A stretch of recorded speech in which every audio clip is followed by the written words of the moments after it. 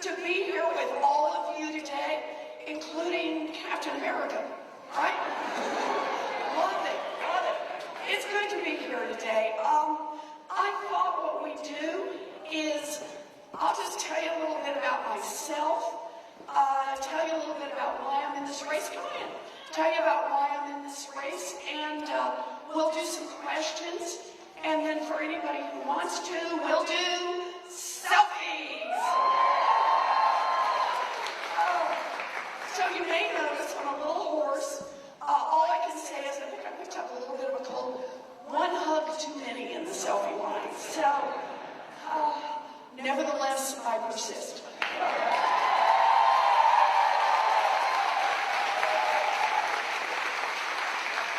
So, I was born and raised in Oklahoma. Total silence.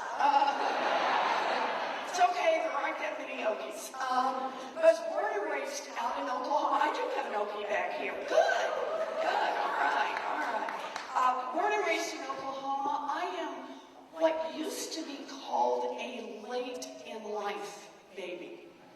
My mother always just referred to me as the surprise. I have 3 older brothers who to this day are referred to collectively as the boys, to distinguish them from the surprise. All 3 of my brothers went off and joined the military. My oldest brother, Don Reed, was career military. He spent about 5.5 years off and on in combat in Vietnam. We were very lucky to get him back home. My second brother, John, was stationed overseas for a little over a year. My third brother, David, trained as a combat medic. Now, that has given rise to a rule in our family of long standing: never choke in front of David. Yeah, he carries a sharpened knife. He is convinced he could perform an emergency tracheotomy. Makes for some exciting moments at Thanksgiving. Anybody goes, and we all just back out of the room. I love my brothers. I'm close to my brothers. They've all moved back to Oklahoma now. They live close to each other. When we were growing up, our daddy had a lot of different jobs. He sold paint, he sold carpet, he sold fencing, he sold housewares. And then when I was in middle school, by that point, the boys were all gone, and it was just my mother, my daddy, and me.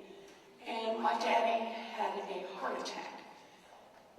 He pulled through, but he couldn't work for a long, long time. So I still, to this day, remember when we lost the family station wagon. I remember how my mother used to tuck me in at night, and she'd kiss me on the forehead, pull my blankets up and pat them, and then she'd always give me this big smile and turn to walk out of the room, and I always knew what was coming. She'd walk out of the room, close the door behind her, and start to cry. She never wanted to cry in front of me.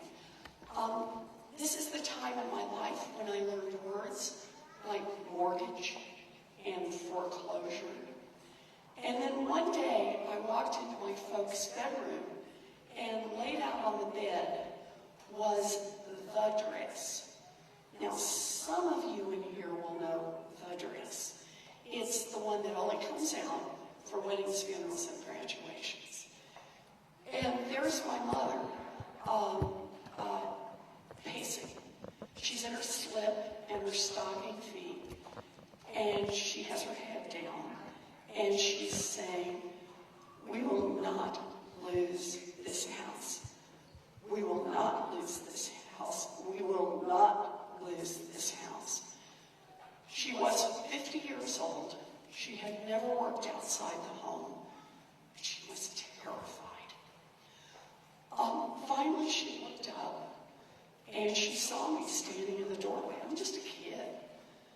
And she didn't say anything. She looks at me, and she looks at that dress, and she looks back at me, and she wiped her face, walked over, picked up the dress, pulled it walked to the Sears, where she got a full-time minimum wage job answering phones. That minimum wage job saved our house, and more importantly, it saved our family. And I have always thought of this as the lesson my mother taught me. No matter how scared you are, no matter how hard it looks, when it comes down to it, you reach down deep, you find what you have to find, you pull it out, and you take care of the people you love.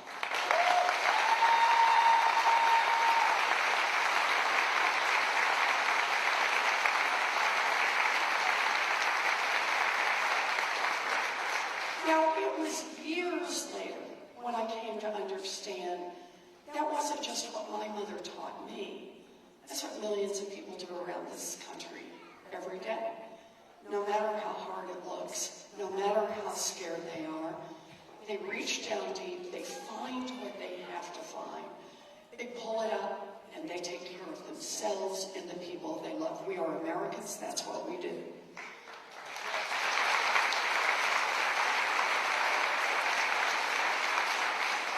But it was only years after that I came to understand that same story, the story of my mother, is also a story about government. Because when I was a girl, a full-time minimum wage job in America would support a family of 3. It would pay a mortgage, it would cover the utilities, and it would put food on the table. Today, a full-time minimum wage job in America will not keep a mama and a baby out of poverty. That is wrong, and that is why I am in this fight.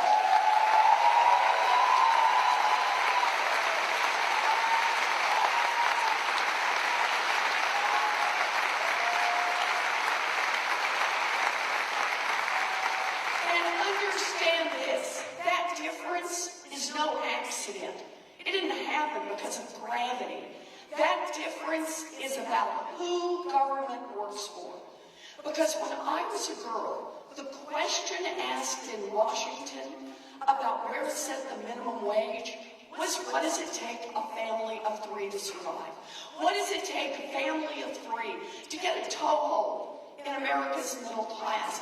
What does it take a family of 3 to have something solid they can build a real future on? Today, the question asked in Washington about setting the minimum wage is, where do we set the minimum wage to maximize the profits of giant multinational corporations? Well, I don't want a government that works for giant multinational corporations. I want one that works for our families.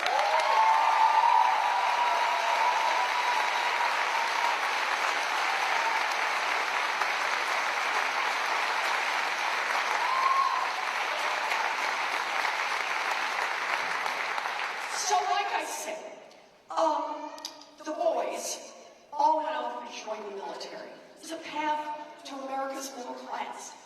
Me, I've had a different dream. I knew what I wanted to be in 2nd grade. And you laughed. You didn't decide to what, like 4th grade? 5th, I can always tell who's in the background, right? 5th grade. I have known what I wanted to be since 2nd grade, and I have never varied from it. I wanted to be a public school teacher. Can we hear it for America's public school?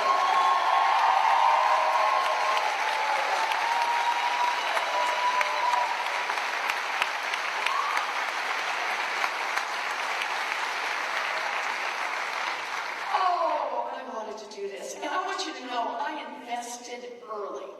I used to line my dollies up and teach school. I had a reputation for being tough but fair. Oh, that's what I wanted though. Talked about it all the time. This is what I was going to do. By the time I graduated from high school, my family didn't have the money for a college application, much less to send me off to 4 years at university. So, like a lot of Americans, I do not have a straight line story. I have a story that has twists and turns and pieces to it. So here's how my story goes.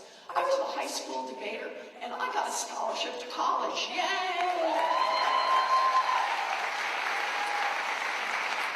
And then, at 19, I fell in love, got married, and dropped out of school.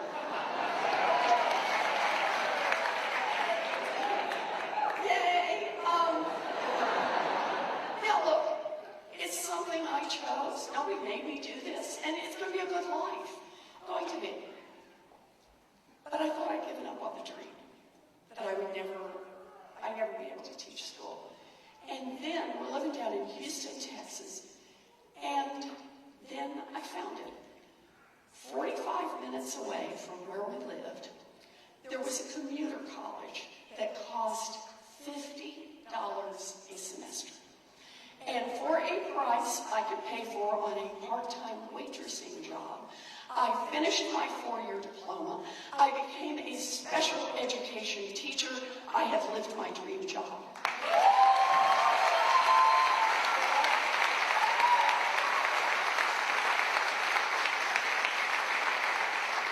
Now, do we have any public school teachers in here?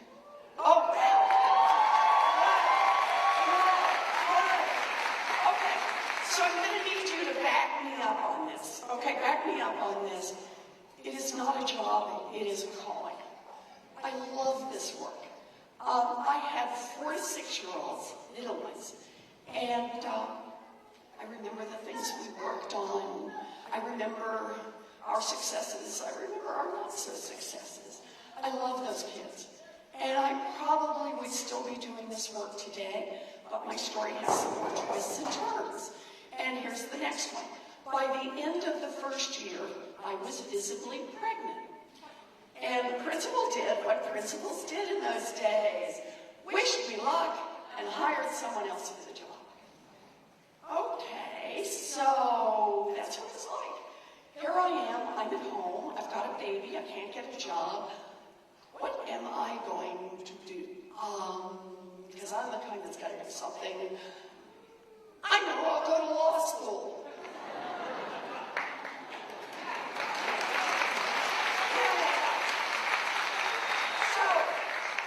Baby on hip, found a public law school. By this time we're living in New Jersey. Public law school, $450 a semester. Baby on hip, did 3 years of law school, graduated visibly pregnant. You will discover a pattern to these stories. And graduated, took the bar, and practiced law for 45 minutes. And then went back to my first love, which was teaching. I traded little ones for big ones, and I have spent most of my grown-up life teaching in law school. Made other changes in my life about this time. Husband number 1. Hint, it is never good when you have to number your husbands. Husband number 1 and I parted ways, and that's when I found Bruce, and I've had him ever since. So,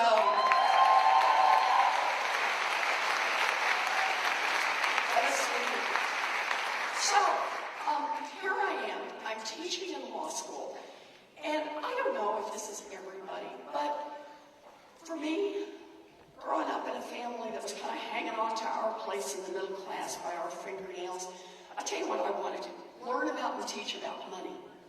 If it was about money, I was in there. So I taught contract law and commercial law, secure transactions, payment systems, corporate finance, partnership finance, law and economics, debtor-creditor law, bankruptcy law. If it was about money, count on me, I'll come and work on it. But there was always one central issue that I worked on, and that is what's happening to America's working families. Why is America's middle class being hollowed out? Why is it that people who work every bit as hard as my mother worked 2 generations ago, today find the path so much rockier and so much steeper? And for people of color, even rockier and even steeper.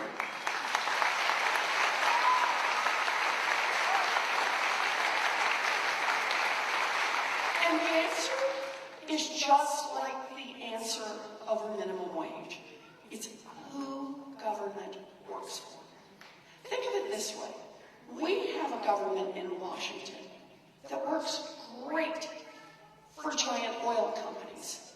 It just doesn't work for the rest of us who see climate change bearing down upon us. Yep. It works great for people who actually want to make money over private prisons and private detention centers down at the border. It just doesn't work for the people whose lives are destroyed by those places.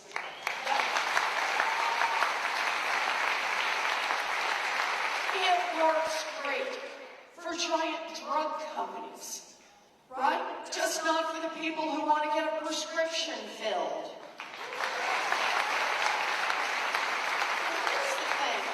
When you see a government that works great for those with money and doesn't work so great for everyone else, that is corruption, pure and simple, and we need to call it out.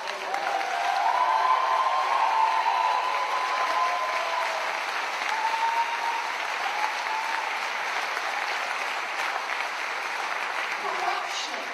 And the thing is, it's the money in Washington that's everywhere and touches everything. Yeah, it's about campaign contributions, but it's about more. It's about the armies of lobbyists and lawyers, the bought and paid for think tanks, the bought and paid for experts. Think of it this way. Whatever issue is the one that gets you up in the morning, whatever is the issue that keeps you up late at night, whether it's climate or health care or gun violence, whatever issue it is, I guarantee if there's a decision to be made in Washington, it's been influenced by money. It's been reshaped by money. It's been nudged by money. Money, money, money. In fact, let me tell you a quick story about this. Back in the early 1990s, we knew what was happening on climate change. We didn't have quite all the numbers on how fast it was coming, but we had the scientists were clear on this. Pumping this much carbon into the air is not good and not sustainable. And here's the thing. In Washington, Democrats and Republicans were working together. They were asking questions like, do we need to expand the power of the EPA? Do we need to put more money into cleanup? Do we need other regulations in place? And then along come the Koch brothers. I see you've heard of the Koch brothers. The Koch brothers and the petroleum industry and some of the big polluters. And they get together and in effect say, wow, you know, if Congress is serious about this climate thing, if they're going to change the regulations, that's going to bite into our profits. That's going to cost us money. So they've got an investment decision to make. They could decide, handwriting is on the wall, we're getting out of petroleum. They don't do that. They could decide, you know, we're going to put all of our R&D money into how to clean up the air. They don't do that. They make an investment. They invest in politicians in Washington. They invest in making sure that nothing happens. And here's one of the ways they do it. They invest in bought and paid for experts. You know these guys, the climate deniers, right? Think about it. You know, these are the guys who stand up and say, I am a doctor. That's a doctor. Let me tell you, climate has been here for a long time. It's always had a lot of climate. Salad was good in the old days. The dinosaurs loved it. Whatever they say, right? Ask yourself, why would a handful of folks spend so much money to lift up the climate deniers, this kind of fringe? Why would they do that?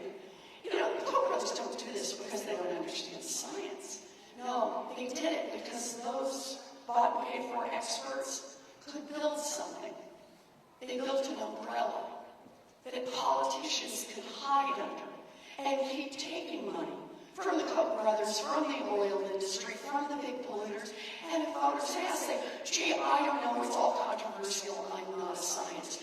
You want to understand the climate crisis we face today? It is 25 years of corruption in Washington that got us here.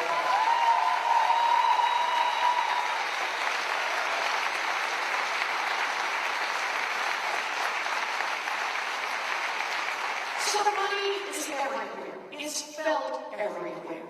And if we want to fix this problem, it's not going to be enough to say, we'll lob up a little of it over here, we'll get a statue over there, here's my one idea over here. No, it's going to take big structural change.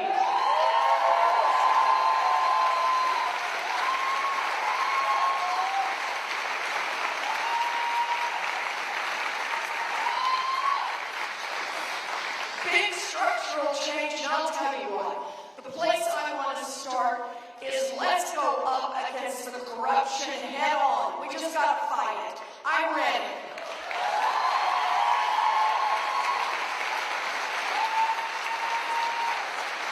Enough of our playing defense against this money. It's time to go on offense. We can do this. And I got a plan for that. So here it is. Here's the good news. I have the biggest anti-corruption plan since Watergate. That's the good news. Here's the bad news. We need the biggest anti-corruption plan since Watergate. Okay, so it's a big plan. It's got a lot of moving parts to it. So let me just give you a sample, just a few of the things I would like, get you an idea of how it works. First part, end lobbying as we know it.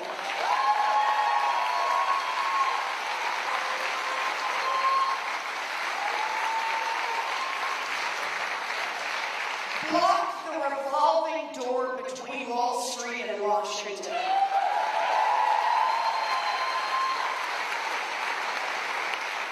Here's one you may never have thought about, but it's a really good one. And that is, make the United States Supreme Court follow basic rules of ethics.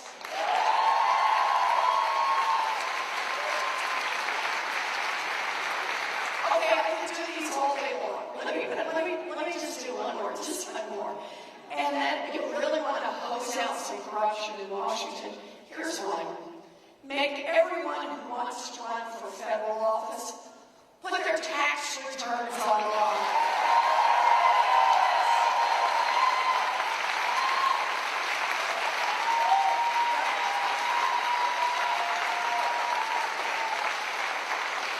Okay, so that's part one.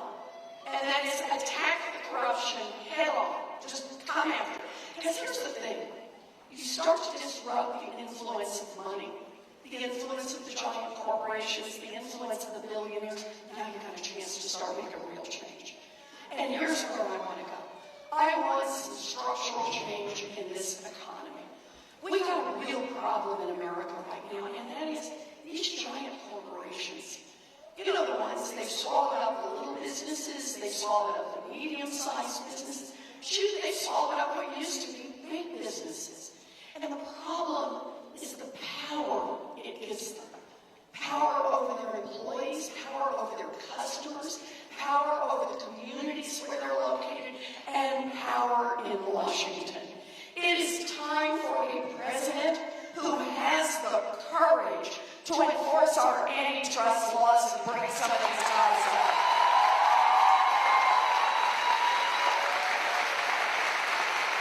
Big tech.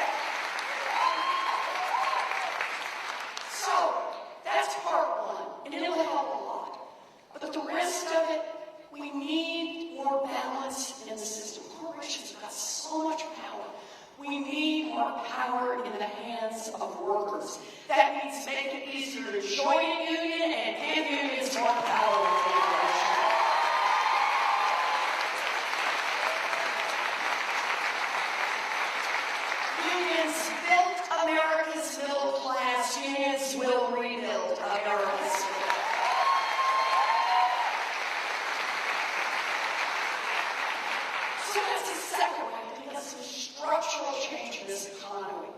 economy. Let me tell you a third one. It is time for a wealth tax in America.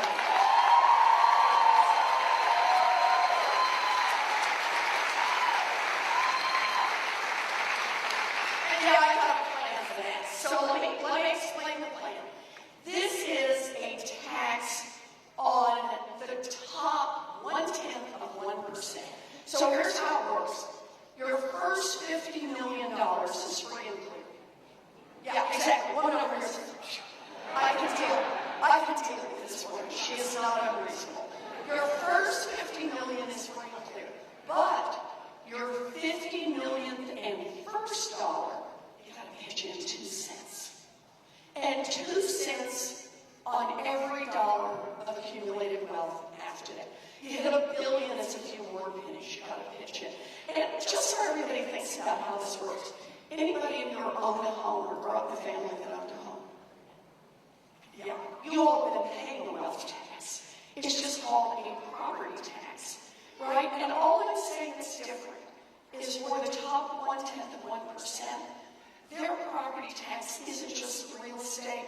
It's also the stock portfolio, the diamonds, the ring, and beyond.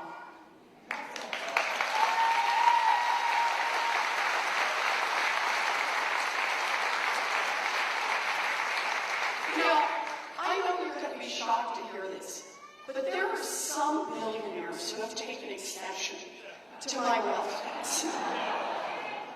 Yeah, I know. And, some have even gone on television and cried about it. So sad. But saying, I worked hard for this, to which I also want to say, not like anybody else. But they say I worked hard. And look, I get it. I'm not mad at you. You're a billionaire. Good for you. You had a great idea. You followed it through. You worked hard. Whatever it is. You got lucky. Great. Good for you. Good for you. But understand this. You built a great fortune here in America. You did it at least in part using workers all of us help pay to educate.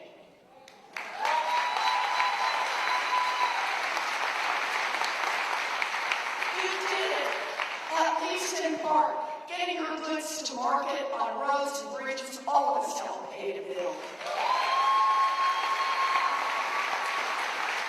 You did it, at least in part, protected by police and firefighters, all of us help pay the salaries.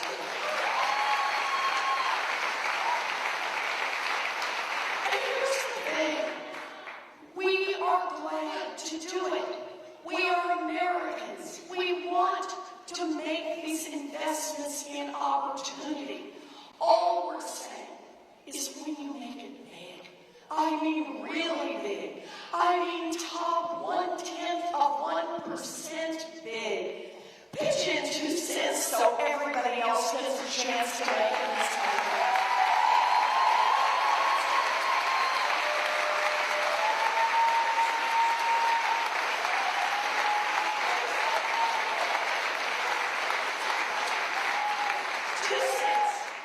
Because here comes the fun part. What could we do with 2 cents? And the answer, I'll tell you where I start. We can do universal child care for every baby in this country age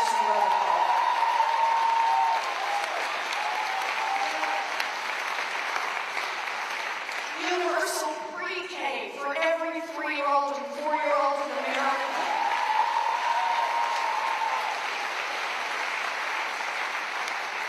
And we can stop exploiting the women, largely black and brown women who do this work. We can raise the wages of every child care worker and preschool teacher.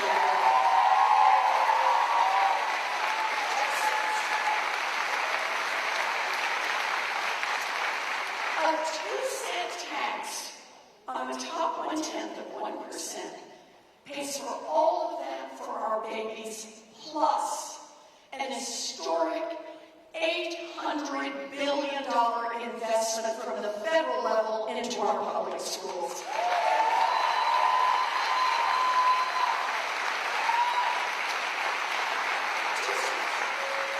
Quadruple the funding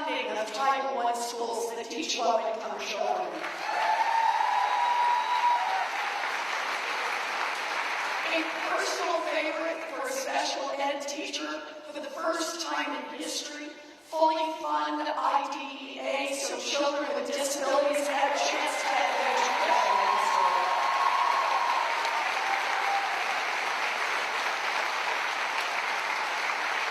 You can do all of that, and then the math works out that we can put about $1 million into every single one of our public schools for them to spend in the ways that will help them be the excellent schools they want to be.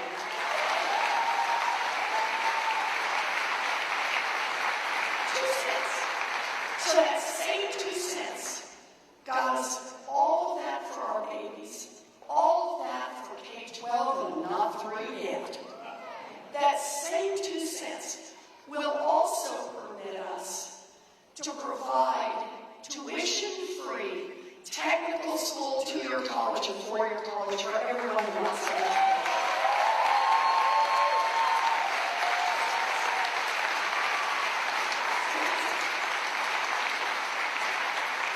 Plus, we can help level the playing field and put $50 billion into our historically black colleges and universities.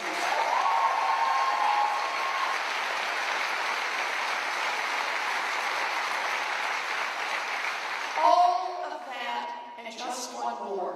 We can cancel student loan debt for $43 million.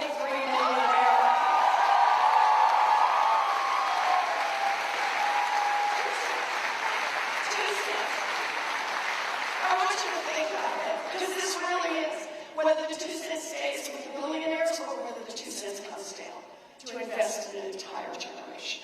One more I want to mention when we're talking about the structure in the economy. Understand this. We talk about budgets, and most people think budgets are numbers. They're not. They're statements of our values. So I want to tell you one more value that I think we need to protect. And that is, after a lifetime of hard work, people are entitled to retire with some dignity, and that means protecting and expanding Social Security in this country.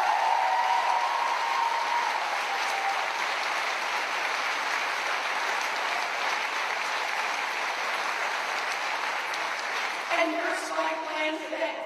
By asking the top 2% to pay a little more, we can both extend the life of Social Security for decades to come and increase every Social Security check and disability check by $200 a month. That'd make a big difference to our lives.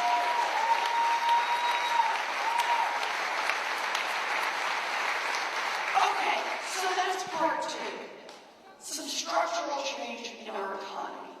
Part 3, protect our democracy.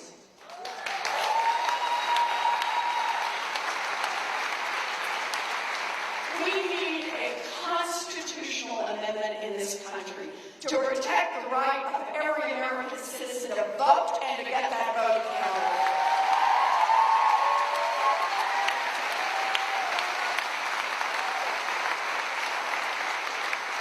It's time to pass a federal law to roll back every racist voter suppression law in America.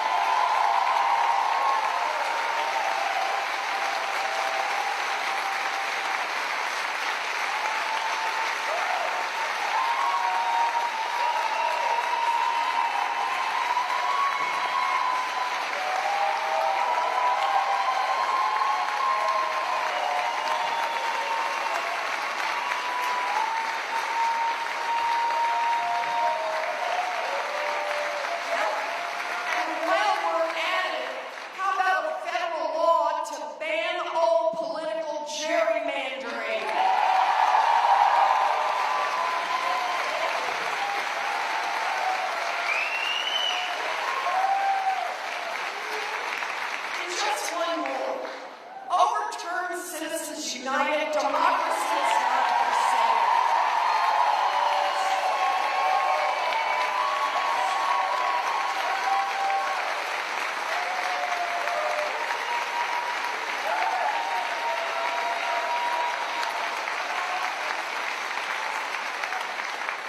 So there it is. I just want 3 things. Attack the corruption head on, make some structural change in this economy, and protect our democracy. Because to me, that's what this is all about. Those three things are related to each other in this way. They address the fundamental question about the kind of America we're going to be, and who's going to have opportunity in this country. Are we going to be an America where opportunity is just reserved for those born into privilege, or an America where every single child in this country has the opportunity for a first-rate education?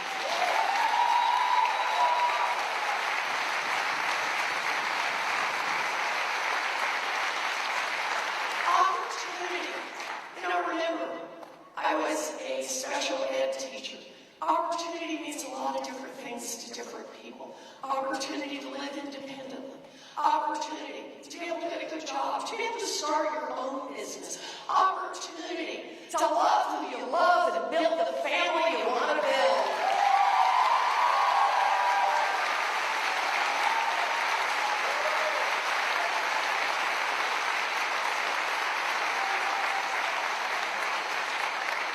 Not in a million years did I think that I would end up on a stage like this. But here's the thing. My daddy, he ended up as a janitor. But his baby daughter got the opportunity. The opportunity to become a public school teacher. The opportunity to become a college professor. The opportunity to become a United States Senator. And the opportunity to become a candidate for president of the United States of America. Dream big, fight hard.